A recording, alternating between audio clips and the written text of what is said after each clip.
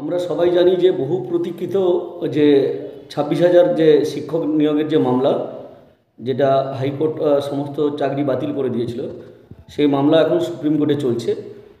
কয়েকবার সেই মামলা লিস্টে বা তালিকাভুক্ত হয়েছিল, কিন্তু পার্টলি হিয়ারিংও হয়েছিল, কিন্তু এখনও পর্যন্ত কোনো ফয়সালা হয়নি।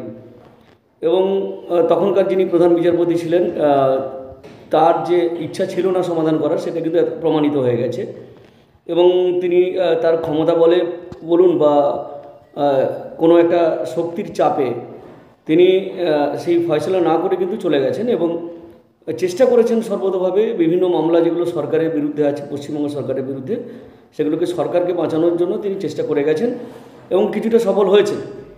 নতুন বিচারপতি, প্রধান বিচারপতি এসছেন এবং তার নেতৃত্বে সুপ্রিম কোর্ট এখন চলছে। কিছু পরিবর্তন হয়েছে আমরা জানি, কিন্তু আজকে যে মামলাটা আছে সেটা 26,000 কেসের মামলা আছে বলে শুনেছি। এবং যথারীতি সেই মামলার যে লিস্টিং হয়েছে তাতে তালিকায় অনেকটা পরে আছে। এখন আজকেও এই প্রশ্নটা উঠতে পারে যে আবার সুপ্রিম কোর্ট আজকে বলবে না তো যে সময়ের অভাবে আমরা শুনতে পাচ্ছি না, যেটা এর আগেও অনেকবার হয়েছে। ডিএ মামলার ক্ষেত্রেও আমরা দেখেছি যে 13 বার সেই মামলার হিয়ারিং হওয়ার জন্য উঠেছিল, কিন্তু সেই বিচারপতিরা একই দোহাই দিয়ে, একই অজুহাত দিয়ে কিন্তু শোনেননি। একটা মহলের চাপ আছে বা বোঝাপড়া আছে, সেই কারণেই কিন্তু সেটা করেনি। এই 26,000 কেসে যেটা আমরা দেখতে পাচ্ছি যে এর মধ্যে অনেক চাকরি পেয়েছেন যারা, তারা সাদা খাতা দিয়ে চাকরি পেয়েছেন বা বেআইনিভাবে অর্থের বিনিময়ে চাকরি পেয়েছেন। এইটা আমরা নিজেরা শুধু দাবি করছি না, এটা সিবিআই তদন্ত করে বের করেছে। এবং এর ভিত্তিতে 5,300 কতজনের একটা তালিকাও বানিয়েছিল প্রাথমিকভাবে, যে এরা দুর্নীতির মাধ্যমে নিযুক্ত হয়েছে। সোজা কথা বলতে গেলে জালি শিক্ষক, তারা স্কুলে এখন বুক ফুলিয়ে ঘুরে বেড়াচ্ছে এবং স্থানীয় তৃণমূল নেতাদের সমর্থন নিয়ে। তো এই পরিস্থিতিতে দাঁড়িয়ে সুপ্রিম কোর্টের ফয়সালার দিকে সবাই তাকিয়ে আছে এবং সুপ্রিম কোর্ট কী সিদ্ধান্ত নেয় তার উপর নির্ভর করছে অনেকটাই।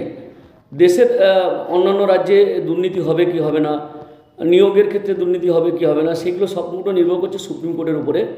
সুপ্রিম কোর্ট যদি কোনো নেগেটিভ বা নেতিবাচক রায় দেয় এবং এই দুর্নীতিগ্রস্ত দুর্নীতির মাধ্যমে যারা চাকরি পেয়েছে তাদেরকে চাকরিতে বহাল রাখে, তাহলে এটা একটা প্রেসিডেন্স হয়ে যাবে ভারতবর্ষে। অন্যান্য রাজ্য সরকারগুলো কিন্তু এই পথে হাঁটতে শুরু করবে এবং লাগাম ছাড়া দুর্নীতি হবে বিভিন্ন রাজ্যে, সেটা কিন্তু তখন আর কেউ সামাল দিতে পারবে না।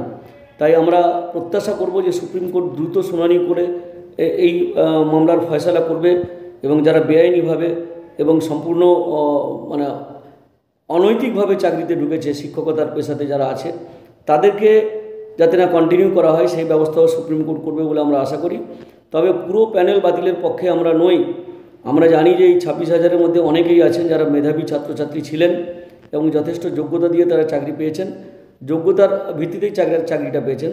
তাদের চাকরি যাতে কোনো মতেই ক্ষতিগ্রস্ত না হয়, তারা যাতে চাকরিতে বহাল থাকে বা শপথে বহাল থাকে, সে ব্যাপারেও সুপ্রিম কোর্টকে নিশ্চিত করতে হবে। না হলে কিন্তু আবার এটাও একটা খারাপ উদাহরণ তৈরি হয়ে যাবে যে যারা যোগ্যতার মধ্য দিয়ে চাকরি পেল, যোগ্যতা দেখিয়ে চাকরি পেল, তাদের চাকরি বাতিল হয়ে গেল।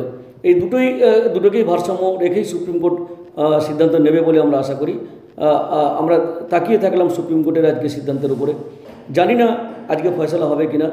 যদি না আজকে ফয়সলা হয়, কিন্তু দ্রুত এটা ফয়সলা করা হোক, এই দাবি কিন্তু আমরা রাখতে পারি। আমার নাম স্বপন মণ্ডল, সাধারণ সম্পাদক, বঙ্গীয় শিক্ষক ও শিক্ষাকর্মী সমিতি।